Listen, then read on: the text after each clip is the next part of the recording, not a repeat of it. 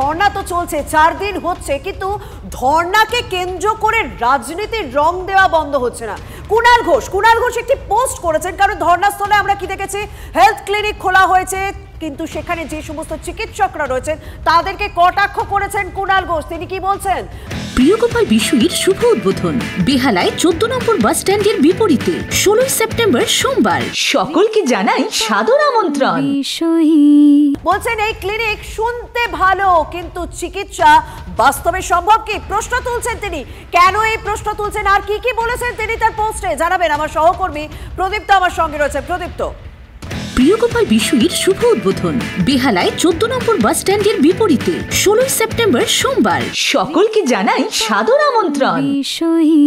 দেখো, কুণাল বাবু যে কথা বলছেন যে এই ক্লিনিক শুনতে ভালো, প্রচারে ভালো, পোস্টের লাইকের জন্য ভালো, কিন্তু তিনি প্রশ্ন তুলছেন যে এই চিকিৎসা বাস্তবে কতটা সম্ভব। তার কারণ এমার্জেন্সি পরিষেবা বা বড়সড় কোনো পরীক্ষা, অস্ত্রোপচারের মতো কোনো প্রয়োজন যদি পড়ে, সেটা কি ওখানে সম্ভব? এবং তিনি পোস্টের শেষ লাইনে এসে লিখছেন যে সরকারি হাসপাতাল সচল রাখা বিশেষভাবে প্রয়োজন। আমরা গত কয়েকদিন ধরে যদি দেখি শর্মিষ্ঠা, তৃণমূল কংগ্রেসের তরফ থেকে কিন্তু এই ন্যারেটিভটাকে সেট করার কোথাও চেষ্টা চলছে, অন্তত রাজনৈতিক মহলে তা নিয়ে আলোচনা হচ্ছে, আর যে কোথাও গরিব মানুষ তারা চিকিৎসা পাচ্ছে না, পরিষেবা পাচ্ছে না, এবং সেই জায়গা থেকে সরকারি হাসপাতালকে সচল করতে হবে। এইরকম হেলথ ক্লিনিক করে আদতে কোনো লাভ হচ্ছে না, এবং বড়সড় ক্ষেত্রে সেটা একটা সমস্যার সমাধান নয়। অন্তত কুণাল বাবুরা সেই প্রসঙ্গ তুলে বারবার করে এই চিকিৎসকদের যে আন্দোলন, সেই আন্দোলনকে তারা কটাক্ষ করছেন। শুধু কুণাল ঘোষ নয়, গতকাল আমরা যদি কোন্নগরের দিকে তাকাই,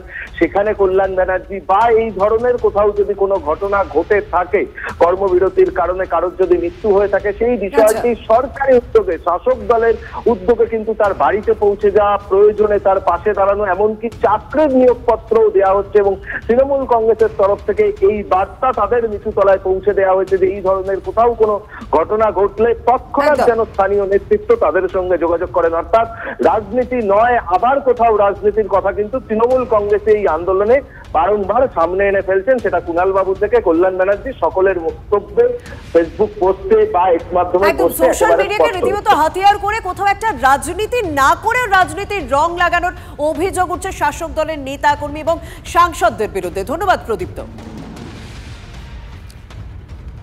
শুধুমাত্র হেলথ ক্লিনিক নয়, এই মুহূর্তে কুণাল ঘোষের পোস্টের পর এবার টিভি9 বাংলা যে খবর আপনাদের কাছে নিয়ে আসছে, এই মুহূর্তের সব থেকে বড় খবর, অচল অবস্থা কাটাতে এবার রায়সিনার দ্বারস্থ জুনিয়র চিকিৎসকরা।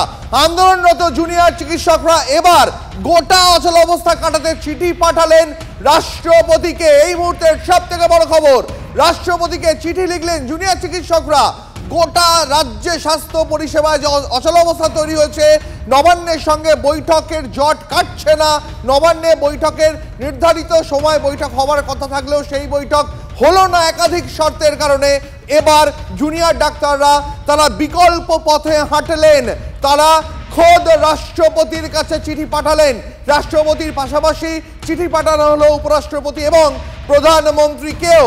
আমাদের সহকর্মী সৌরভ দত্ত রয়েছেন এই মুহূর্তে আমাদের সঙ্গে। সৌরভ, নবান্নে যখন আন্দোলনের ফলে, যখন নবান্নের শর্তের কারণে, একাধিক শর্তের ফলে এখন জট কাটলো না, এবার জুনিয়র চিকিৎসকরা রাষ্ট্রপতিকে চিঠি পাঠালেন, সঙ্গে প্রতিলিপি গেল উপরাষ্ট্রপতি এবং প্রধানমন্ত্রীর কাছেও। সৌরভ। দীপ, একেবারেই রাষ্ট্রপতির রাইসিনা হিলসের দ্বারস্থ হতে পারেন জুনিয়র চিকিৎসকেরা। আমরা একটু আগেই সেই খবর আমাদের দর্শকদের জানিয়েছিলাম যে সম্ভাবনার কথা তারা ভাবছেন এই অচলাবস্থা থেকে বেরিয়ে আসার প্রশ্নে, সেই জায়গা থেকে তারা একটা সম্ভাবনা তারা রেখেছেন যে তারা রাইসিনা হিলসের রাষ্ট্রপতিকে চিঠি লিখবেন। রাষ্ট্রপতিকে তারা চিঠি লিখেছেন, পাশাপাশি সেই চিঠির প্রতিলিপি প্রধানমন্ত্রী নরেন্দ্র মোদী তার কাছে পাঠানো হয়েছে, কেন্দ্রীয় স্বাস্থ্যমন্ত্রী তার কাছে জেপি নাড্ডা তার কাছে পাঠানো হয়েছে উপরাষ্ট্রপতি জগদীপ ধনখড়ের কাছে। ফলে সার্বিকভাবে তারা যখন এই চিঠির ক্ষেত্রে জুনিয়র চিকিৎসকরা যখন আমরা কথা বলেছিলাম, জানতে চেয়েছিলাম যে কেন তারা এই চিঠি রাষ্ট্রপতি ভবনে যাওয়ার কথা ভাবছেন, তারা বলছেন যে তারা নবান্ন পর্যন্ত গিয়েছিলেন। নবান্নে গিয়ে বৃহস্পতিবার দিন সন্ধ্যেবেলায় তাদের যে অভিজ্ঞতা হয়েছে এবং পুরো বিষয়টি নিয়ে তারা মনে করছেন যে এবারে যদি তাদের বিচার পেতে হয় তাহলে তাদের রাষ্ট্রপতি ভবন ছাড়া, রাষ্ট্রপতি ছাড়া। সৌরভ, এখানেই ঠিক আমার প্রশ্ন তোমার কাছে, তাহলে কি এই রাজ্য প্রশাসনের ওপরে, মুখ্যমন্ত্রীর ওপরে আর আস্থা রাখতে পারছেন না জুনিয়র চিকিৎসকরা? দেখো, কনক্লুসিভ ওয়েতে সেটা আমাদের কোনো মন্তব্য করা ঠিক হবে না। সাংবাদিক বৈঠকে তারা যদি এরকম জায়গায় যান, এরকম কিছু তাদের সাংবাদিক বৈঠকে বিবৃতি যদি আসে, তাহলে সেই বিষয়টা নিয়ে পরে তখন স্পষ্ট হবে। তবে একটা বিষয় তো স্পষ্ট যে নবান্নতে তারা যখন ছিলেন, নবান্নতে যারা দীর্ঘক্ষণ বসেছিলেন, সেখানে তাদের লাইভ স্ট্রিমিং এর যে দাবি, সেই লাইভ স্ট্রিমিং এর দাবিটা তাদের মানা হয়নি। সেই জায়গা থেকে তারা ফিরে এলেন। ফিরে আসার ক্ষেত্রে মুখ্যমন্ত্রী মমতা বন্দ্যোপাধ্যায় স্পষ্টই জানিয়েছেন যে এর পরের বৈঠক আর তার সঙ্গে হবে না, তিনি আর বৈঠক করবেন না। বৈঠক করলে মুখ্য সচিব, ডিজি করবেন। এখন তাদের বক্তব্য, আগের বক্তব্য ছিলই যে মুখ্য সচিব, ডিজি তারা মনে করছেন না যে সেখান থেকে কোনো সমাধান সূত্র আসবে, কারণ তারা যখনই কথা বলেন আধিকারিকদের সঙ্গে সকলেই কিন্তু একটা বিষয়ই বলেন, যে ঊর্ধ্বতন কর্তৃপক্ষের সিদ্ধান্ত। তাহলে ঊর্ধ্বতন কর্তৃপক্ষের যদি সিদ্ধান্ত হয় তাহলে সেটা মুখ্যমন্ত্রী মমতা বন্দ্যোপাধ্যায়।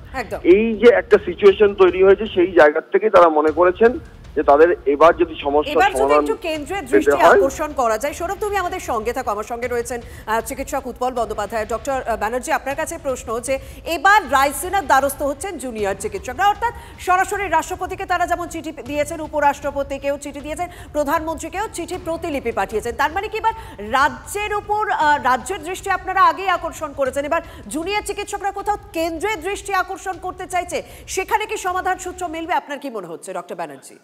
দেখুন, মহামান্য রাষ্ট্রপতির কাছে আমরা আগেও জানিয়েছিলাম চিঠি দিয়ে যে বিষয়টিতে আপনারা নজর দিন। এখন নতুন করে জুনিয়র ডাক্তাররা পাঠিয়েছে, এটা তো ঘটনা যে এখানকার প্রশাসন, তাদের যে ভূমিকা এই পুরো বিষয়টিতে তারা সম্পূর্ণ হতাশ।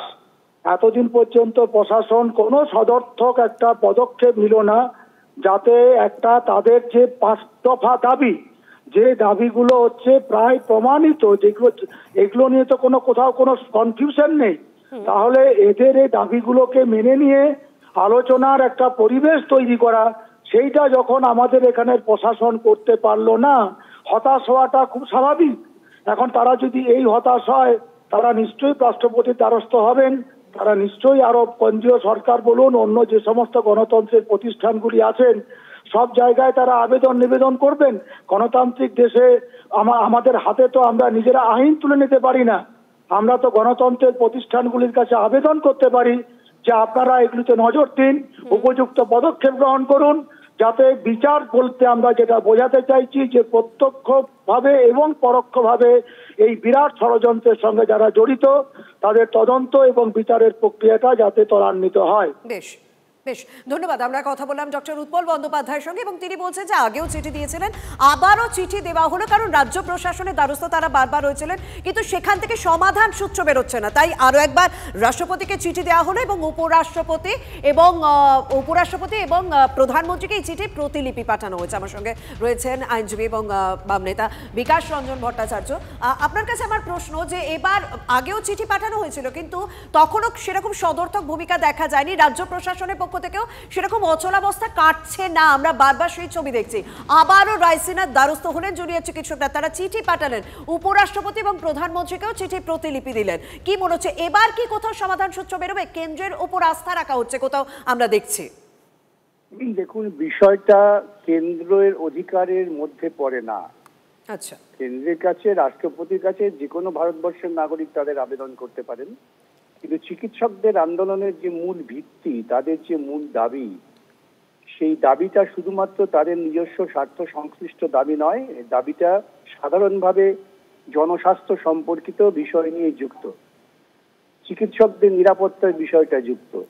এই বিষয় নিয়ে যা সমাধান করা তা রাজ্য সরকারকেই করতে হবে। রাজ্য সরকারের যে অনীহা এবং তাদের যে অপদার্থতা, তা কিন্তু আন্দোলনকে দীর্ঘায়িত করছে এবং এক্ষেত্রে আমার মনে হয় না কেন্দ্রীয় সরকারের কিছু করার আছে বা তাদের হস্তক্ষেপটা খুব বাঞ্ছনীয় হবে। বরং কেন্দ্রীয় সরকার তারা সামগ্রিকভাবেই শিক্ষা এবং স্বাস্থ্যের ক্ষেত্রে তাদের খুব একটা নজর নেই, তাদের বাজেটেও তার প্রতিফলন নেই। সেই জন্যেই লড়াইটা চিকিৎসক বনাম রাজ্য সরকার, এটাই কেন্দ্রীভূত থাকলে পরেই হয়তো সমাধান বেরোতে পারে। বেশ, ধন্যবাদ। এই মুহূর্তে সব থেকে বড় খবর, গোটা সিস্টেমে, গোটা স্বাস্থ্য ব্যবস্থায় যে অচল অবস্থা তৈরি হয়ে রয়েছে, সেই অচল অবস্থা কাটানোর জন্য রাষ্ট্রপতির কাছে চিঠি পাঠালেন জুনিয়র আন্দোলনরত চিকিৎসকরা। তারা সেই চিঠির প্রতিলিপি পাঠালেন প্রধানমন্ত্রীর কাছে, তারা সেই চিঠি উপরাষ্ট্রপতির কাছে পাঠিয়েছেন এবং কেন্দ্রীয় স্বাস্থ্যমন্ত্রীর কাছেও সেই চিঠির প্রতিলিপি পাঠানো হয়েছে। আমাদের সহকর্মী সৌরভ দত্ত রয়েছেন, সরাসরি সৌরভের সঙ্গে কথা বলি একবার।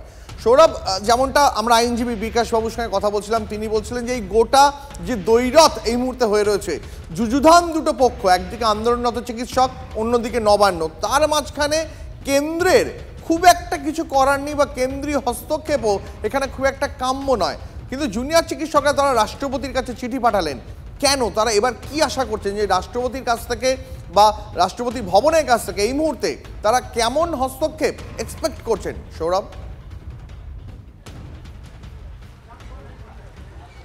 দেখো এই রাজ্যের পরিস্থিতি কি এবং কোন পরিস্থিতিতে জুনিয়র চিকিৎসকেরা তিলোত্তমা ধর্ষণ ও খুনের ঘটনার প্রেক্ষিতে কর্মবিরতি করছেন, মূলত সেই বিষয়টি এই যে চিঠিটি, এই যে দীর্ঘ যে চিঠি, সেই দীর্ঘ চিঠির মধ্যে সেই বিষয়টি তারা তুলে ধরেছেন। 4 পাতার যে চিঠি, এবং সেখানে তারা একদম ডে 1 থেকে যে তিলোত্তমা ধর্ষণ ও খুনের ঘটনা সামনে আসার পর থেকে কি কি ঘটনাক্রম ঘটেছে, সেখানে তোমার 14ই আগস্টের রাতে আরজিকর মেডিকেল কলেজে যে ভাঙচুর হয় তার উল্লেখ রয়েছে।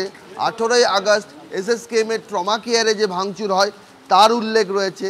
5ই সেপ্টেম্বর সাগর দত্ত মেডিকেল কলেজে কলেজ কাউন্সিলের মিটিং চলাকালীন যেভাবে বহিরাগতরা ঢুকে হামলা চালায় তার উল্লেখ রয়েছে। যেটা তারা বলার চেষ্টা করছেন যে 9ই আগস্টের পরও তাদের যখন নিরাপত্তা সুনিশ্চিত করার প্রশ্নে রাজ্য সরকার যখন দাবি করেছিল যে তারা নিরাপত্তা বৃদ্ধি করেছেন, যেখানে সিআইএসএফ মোতায়েন করা হয়েছে, সেটা আরজিকর মেডিকেল কলেজে শুধুমাত্র হয়েছে, সাগর দত্ত যেখানে হয়নি সেখানে কিন্তু আবার জুনিয়র চিকিৎসকেরা তারা কিন্তু একটা রোষের মুখে পড়ছেন। আর এসএসকেএমের ট্রমা কেয়ার এমনিতেই একটা সুরক্ষিত স্থল বলে চিহ্নিত, হাই প্রোফাইল জোন, ভিভিআইপিরা এসএসকেএমে যাতায়াত হয়।